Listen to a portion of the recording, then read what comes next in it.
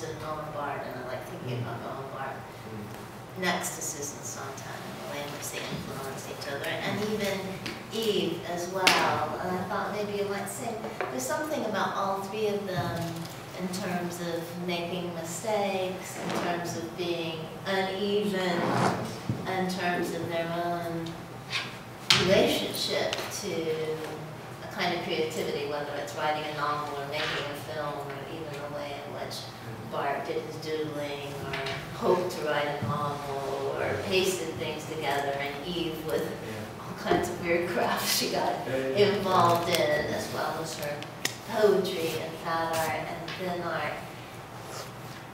It seems like a very unusual approach that the three of them have taken, and also it seems to have something to do with the kind of politics that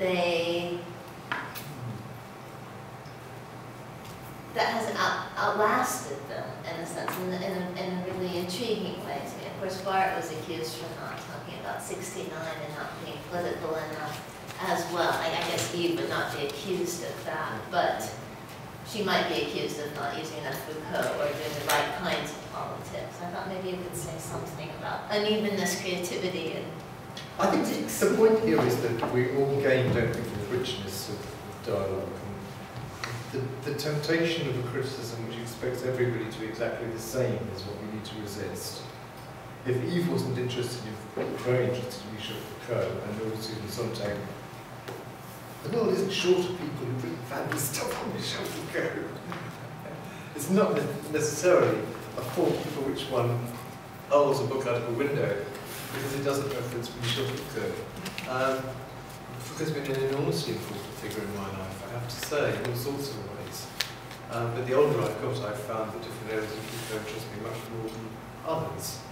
And I do entirely, again, another change to your question in my life has been a recognition indeed of that criticism that Susan Sontag was well aware of the lack of a subject in Foucault.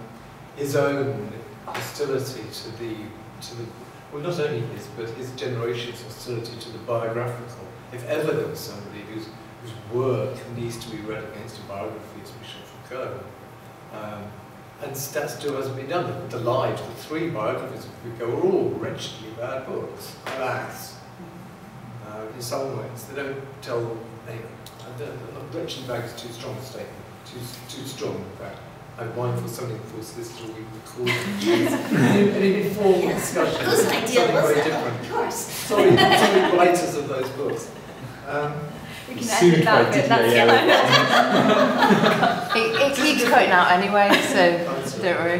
That's right then. Bart was, I suppose Susan Sontag would have made, this is my fantasy, maybe something more about me, projected onto Bart, like most of us would have done, that here is the epitome of a certain kind of cultured French intellectual. I remember Bart coming to England to lecture when I was a student.